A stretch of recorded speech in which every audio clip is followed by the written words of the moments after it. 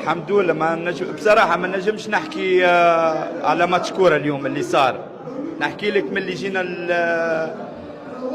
للجزائر البلد الشقيق جارنا، معناها تصور نهارين نمشيو نتدربوا في تيران ما يصلح لحد شيء الا ما يصلح، ماهوش تيران تاع كورة. فهمت؟ النهار الاول ميسالش قلنا وعدونا باش نتريناو في التيران اللي مش نلعبوا فيه.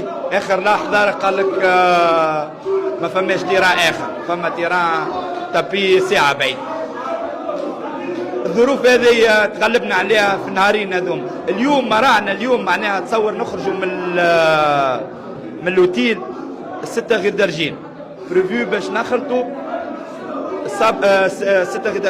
6 ودرجين نوصلوا هنا، معناها 15 مينوت وصلنا 7 و4 دقائق، معناها بريسك 55 دقيقة قبل ما يبدا الماتش. نورمالمون تاخذ ساعة و45 دقيقة تدخل للتيران، تتفقد البيلوز، تاخذ تعمل ليشوفمون في عقلك.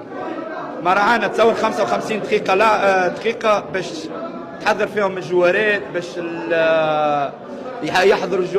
يحضروا الكينيات الجوارات، يعملوا تايب كل شيء في 55 دقيقة، معناها ستريس ما عندكش فكرة.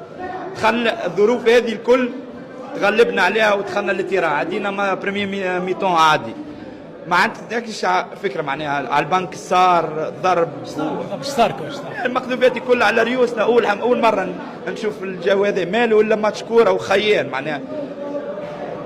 في البريمي ميتون داخلين الحجة ملابس ما يقارب 10 من الناس خويا يزدرموا على الجوارات ولا ضرب بونيا وكف وحاجات لها علاقه بالكره هذا. وفي بريمي ميتون دخلتهم برات الاولاد، عملنا سبيتش باش نقعدوا نكال ما نتيحوش في البروفوكاسيون.